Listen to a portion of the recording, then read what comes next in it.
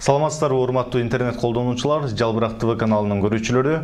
Биз бүгүн Аида Саляновага прокуратура сураган өкүм жыл боюнча сөз кылмакчыбыз.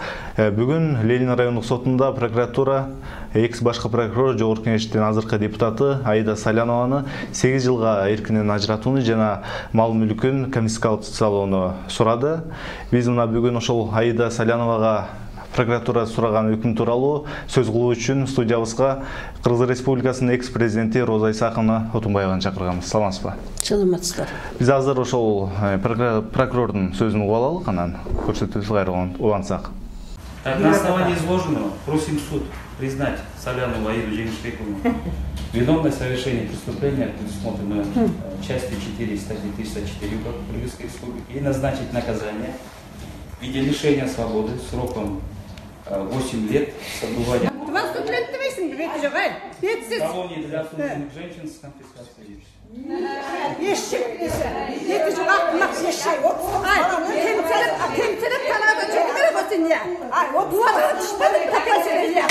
Мына Роза Исаковна, прокурордун жаңы эле сөзүн уктук. Бул тууралуу кандай пикириңизди билдире аласыз?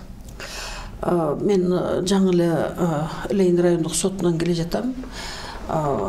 Ушу бүгүн эртең менен угузуп, анан кийин адвокаттар болсо бир жума сураптыр. Биз даярданалы прокурордун сөзүнө абдан көп бир фактыларды келтириптир. Ошо даярданып жооп берели десе, жок, мына бир 2 сааттан кийин, түштөн кийин сүйлөгүлө деп ошентип прокурор катуу айтып атыптыр. Анан биз келсек, адвокаттар жок, даярдык жок. Ошентип араң суранып отуруп, мына азыр ошо жума күнгө жылдырышты. Жума күнү адвокаттар даярданып, прокурордун сөзүнө өздөрүнүн карама-каршы фактыларын жообун айтыш керек. Эми мунун баарын угуп, ушунчалык кейип атам да, чынын айтканда. Биз 2010-жылы революцияны жазап, ошондогу учурда кандай оор ситуация болчу, канчалык оор.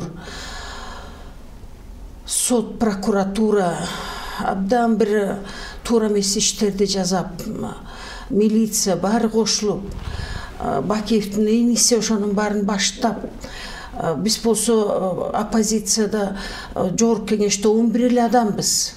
Мына биз ошого каршы чыгып, партиялар, баягы оппозициялык маанайдагы партиялар көчөдө, парламентте жок.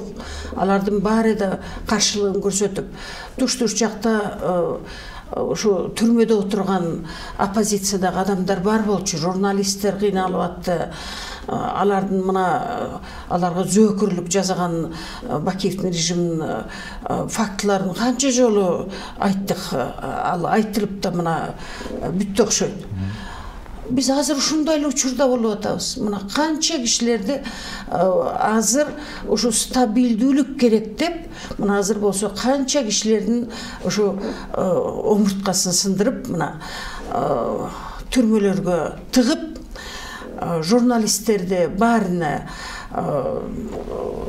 жаап, алардын кесиптерин, сайттарын, телевиденияны ошентип атканы, оппозициянын түрмөдө отурганы саны көп болуп кетти, өтө эле көп. Мен окуп атам, көрүп атам, оппозициялык маанайдагы адамдар айтып атышат, мынчалык отурган жок эле деп. Тилекке каршы биз граждандык коомду да мындай бир аларда ушу корккондой түрдө да бүгүн четке кетип калды аларда. Ушу же чарчадыбы, же такыр эле билбейм, ошо үмүт жок дедиби, алар жок бүгүн. Бир тобу жок. А биз болсо айтып атабыз, мына биз ошо граждандык коомубуз өтө күчтүү. Бүгін сөзсіз саяси партиялар алдыда жүрішеді. Мына саяси партиялардан парламент құрылып атады, саяси партиялардың ишмердүүлүгү көрүнгөндөй окшойт. Мына азыркы президенттик шайлоодо да саяси партиялардын ишмердүүлүгү көрүнүп турат.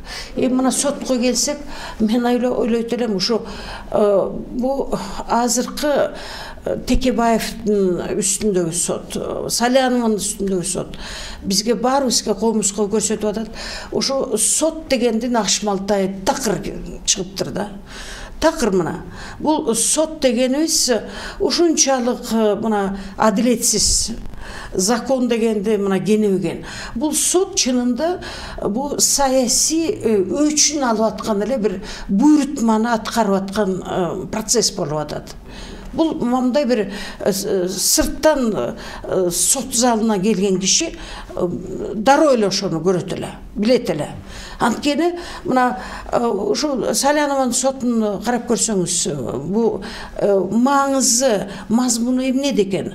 Ушу Елисеев деген жанагы Максим Бакиевдин досу, анын ошо бир жан жөөкөрү, ошого лицензия берген деп мына Салянованы соттоп атышат. Салянова ошондо али булар куулду да, куулган экен. Бул июнда берилип атат. Булар болсо апрелде кеткен. Анда Елисеевдин үстүндө сот боло эле экен. Азыр болсо Елисеев көп жылдарга соттолду. Кагаздын баарын туп-туура кылып эле орун басары алып келиптир. Азыр болсо таанып же бир ар кайсы сөздөрдү айтып атат анысы да. Бир кандай бир пайда көрө турган эчтекеси жок экен. Бул ар бир кылмышты жасап атканда бир мотив болуш керек экен да. Эмне себептен? Ушуну мен тетигине байын деп уурдап алды, же өлтүрдү, өчүн алам деп же бирдеме. Мунун болсо эч мындай бир мотиви жок, бул азыр кылмыш деп атат. Андан байыганда жок, андан болсо эч бир пайда көргөн жок. Эми ошентип ушул үчүн бүгүн мына 8 жыл деп атат. Мурунку генералдык прокурорго 8 жыл деп атат. Мен эми ушу кайта эле ойлоп атам, уялып атам. Биз ошо кыздарды чыгаралы деп атабыз да, мындай чоң болсун, чоң иштерде болсун деп. Мурунку прокурорубуз Аида Салянова, азыркы мына генералдык прокурор Жолдубаев аркылуу бул да өч керек болсо. Салянова абдан сабаттуу, билимдүү, аны биз баарыбыз эле укканбыз. Президент айткан, бул киши президент боло турган мындай мүнөзү бар, ошондой натурасы бар деп айткан болчу. Кыргызстандын баары эле уккан. Ошол азыркы прокурор мына мурунку прокурор Салянованын үстүнө мына ушундай президенттин буйругун ушинтип мындай бир зөөкөрчүлүк менен аткарып атат. Эми бул кандай деп биз билебиз муну? Кантип биз бир муну түшүнөбүз дегендей. Эми эл бар, коомчулук бар. Биз баарыбыз эле көрүп атабыз, баарыбыз ушуну мен ойлойм баары сын берет. Анан мына жакында президент Атамбаев Путин менен жолугуп, Путин болсо андан атайын биздин журналист сурап, ошо мурасы эмне тиги Атамбаевдин эмне менен айырмаланат башкалардан дегенде, ошо бир нерсесин айтты. Кыргызстан стабилдүү өлкө болуп калды. Мурункуга караганда бир отол эле стабилдүү деп. Ошо Атамбаев аркасынан мындай стабилдүүлүктү калтырам десе, ошо мактана турган ушунусу болсо, ошо стабилдүүлүктү мына команданын колу менен жазады да көп нерселерди. Эми ошо стабилдүүлүктү ап келип, эми ошону менен сый кетсе, эл болсо эстеп калат эле. Мына чын эле 10 жылдан кийин, 5 жылдан кийин, 5 жылдан кийин эле кайта 10 жыл болуп атат. Ошондон кийин мына стабилдүү Кыргызстанды тыштап кетти деп. Жок, аркасынан минага толгон аянтчаны тыштап кетип атат. Биз бүгүн мен ойлойм ошо ар бир мындай адилетсиз иш дайыма мунун аягы бар экен, мунун бир акыры болот экен деген, акыркы күнү болот экен дегенде, мына биз азыр угуп атабыз. Текебаевди соттогон, соттун бир жагы кыйшайып калыптыр дейт, ооруганы экен да. Карыш деп атат да, карыш деген катуу да, кыргыздын каргышы. Мына могу соттор, прокурорлор өздөрүнүн үй бүлөлөрү жөнүндө ойлонуп келечекте биз деле сот деген мамда институттун авторитетин түшүрүп атабыз да. Такыр бир ушундай сокур буйрутма берсе эле, минт десе эле ошону аткарганга лаппай дайыма даярмын деп аткарып аткан сотторду биз көрүп атабыз.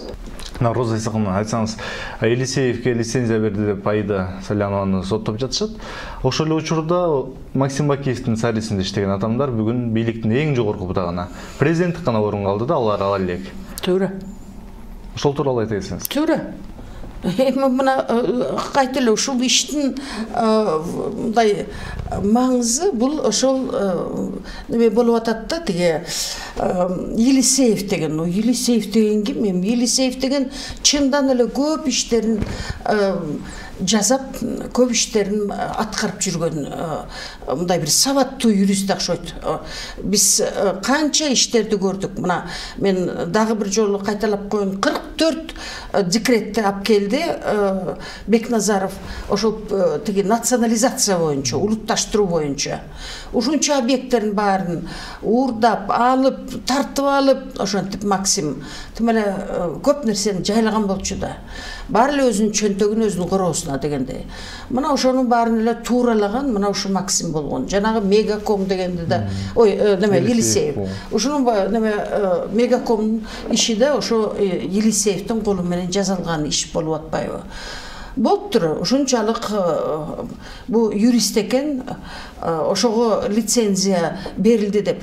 Ушул энергияны, ушул убакытты, ушул профессионализмди биздин сот, прокуратура машинеси ошол жана 44 декретке урсачы.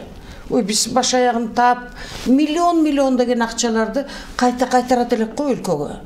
Мына азыр Салянованы камагыла, болуптур камагыла. Бир тыйын мына эч кимден. Канча мына 4 айдан бери сот өтүп атат. Канча прокурор соттордун, милициянын баарын убактары кетип атат. Аягында мына өлкөгө бир тыйын да мына могу Лиглас дегенден кандай биз ушу Кыргызстандын репутациясы жерге тас деп түштү да. Мына бизде чындан эле бир банановый бир республика экен деп ойлоп атышат да мына дүйнө жүзүндө азыр. Ошол эле Чехияда күлүп атышат баары. А бизде болсо мына эч ким өкмөт болсо, болуптур биз неме расторжение жасайбыз, ошону менен калабыз деп атат. Эми ошолордун баары мына булар болсо бу Максим Бакиевдин университетинен өткөн, ошонун жанында жакын болуп иштеген жигиттер, кыздар. Мына мен айтат элем, мисалы, ошол эле Сапар Исаков баягы айтып атат, бу сапарды болсо тышкы иштер министрлигинен Садыркулов алып келет экен. Бу Атамбаев премьер-министр болуп турганда, тигил болсо ошо бир администрациянын башчысы болчу, президенттин администрациясын, бирок ошо бир жакшы жигиттер таап берем да, ошо тигини алып келет экен. Ошо жөнөкөй эле клерк болуп жүргөн тышкы иштер министрлигинен бияка алып келип, мына өкмөткө алып келип, ошо жерден мындай спутниктей тим эле карьерасы өсүп атпайбы? Эми ошо муну сурап атса, тиги Садыркуловду өлтүргөндө сен каякта элең, эмне дедиң десе, биз унчуккан жокпуз, биз корктук деп ошентип атат. А биз болсо ошо өрттөгөн күнү, эртеси күнү мына биздин бет маңдайыбызда СМБ отурат, Коңганциев отурат, биз кекиртектен алган болчубуз, айтканбыз. Кантип неметтиңер, эмнеге ушундай болду деп ошенткен болчубуз. А мына ушул балдар бүгүн болсо өкмөттү башкарып жүрүшөт. Мына Замира Садыкова да жасты, а киши болсо тиги Америкада элчи болчу. бул Максим Бакиев учуп барганда ошол жерде мына ошол эле сапар только Американын президенти менен ошол жерде жолугуш керек. Же Кытайга учуп барганда да Кытайдын чоңдору менен жолугуш керек деп ошентип абдан катуу талап коюп атыптыр биздин элчилердин алдында. Момуналиев деген азыр болсо өкмөттүн кайта эле башчысы болду, аппараттын башчысы. Момуналиев Бакиевдин парламентте өкүлү болчу. Ал ушу мага ушу апрелден кийин 10 жылдан кийин мага айтып атат, мен дейт Бакиевчилмин дейт, мен дейт сыймыктанам деп ошентип. Мен ушунчалык просто көңүлүм түшүп, мен Атамбаевга да айттым, башкаларына да айттым. Бу кандай эле? Десем, жок, иштеп атышат. Ал болсо мына 10 жылдан бери ошол жерде жылбай иштеп атат. Кадрга барып, аяктын баарын бузуп, бычып, эми кайта келип, азыр өкмөткө келип кайта иштеп атат. Жумакадыровуңуз дагы ар бир экинчиси азыркы мына өкмөттө булардын баары Бакиевдин колунан өткөн балдар, ошонун сабак алган балдар. Эми ошолор болсо канча иштерди жазады.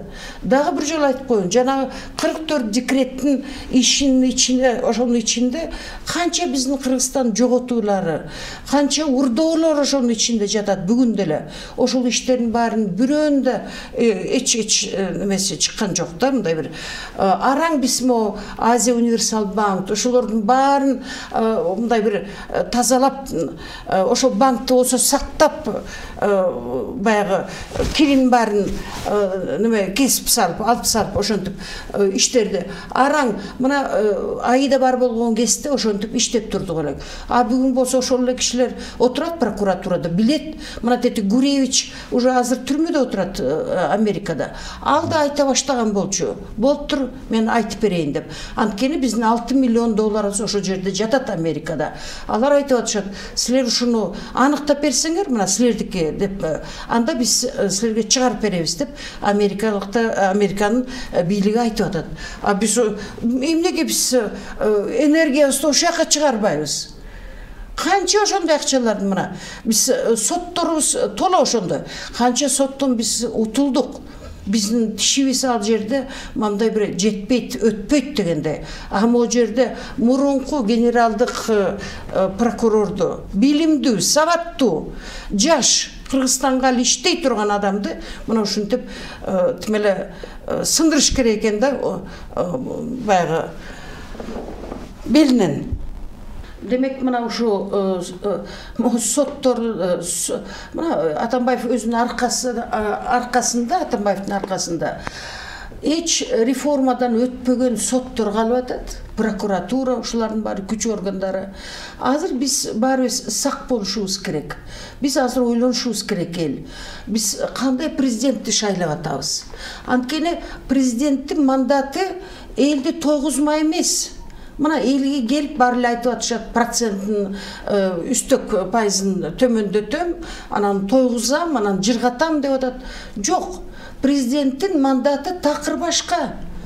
Азыркы мына тиги конституционный реформадан кийин дагы премьердин мандаты күчөп, ушу чарба иштердин баары премьердин колунда. Ошо премьер-министр ошол баарын мындай жыргатыш керек. Премьер-министрде болсо, мына коалиция кайсы партиялар жеңип келсе, күчтүү болсо, ошолор шайлайт, ошолор мына чыгарат премьер-министрде.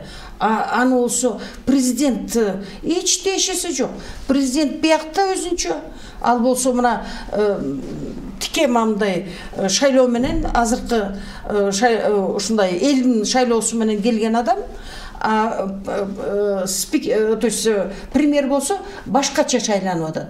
Эми мына биз президенттин алдына коюп аткан максатыбыз, талабыбыз бул болсо ошо сотту реформалаш керек. Мына ушул шайлоодун жыйынтыгы боюнча кандай бир мындай талаш тартыш болсо, меники туура, сеники туура деген ушундай маселе болуп калса, муну Атамбаев чечпейт, анын иши эмес. Эң эле мындай бара турган жерибиз бул сот. Биз чарба жагынан мына саясий жагынан кайсы жагынан болбосо да биз ошо сотко барат экенбиз. Демек соттун акыйкаттуу болушу, закон ченемдүү иштеши бул өтө чоң зарылдык Кыргызстан үчүн. Ошондуктан мына мен айтат элем, азыр биз шайлоо болуп аткан кезде biz баарыбыз дайыма сурайлы, сен сот боюнча реформаңы эмнеде? Сен кантип өзгөртөсүң? Сен кантип мына ушу мындай бир таза сотту ишене турган, эл ишене турган сотту жасайсың деп. Тилекке каршы мына бүгүн айтып атпаймынбы, өкмөттүн жүзү жанагындай мына кетип аткан президентибиз болсо, мен айтып атам, мындай жалаң миналар таштап кетип атат. Канча киши бири-бирине ушинтип өч каршы, ушулардын баары эле тынч эле түрмөдө жата бербейт да. Мунун баары кайта соттошушат. Демек биз ошо акыйкаттуу сотту гана күтөбүз. Ошону болсо президент анын эрки, анын саясий көз карашы, мындай бир ошо Кыргызстандын бир бутагы, бийликтин бир бутагы сот күчтүү болсун, адилеттүү болсун деген ушундай гана чечим эрки менен чечиле турган нерсе. Сиз бизге бүгүн маек кылып бергениңизге чоң рахмат. Урматтуу телекөрүүчүлөр, бүгүн Ленин райондук сотунда прокурор Аида Саляновага 8 жыл сурады. Бүгүн биз экс-президент Роза Исаковна Отунбаева менен Аида Саляновага прокурор сураган өкүм жыл тууралуу сөз кылдык. Саламатта туруңуздар.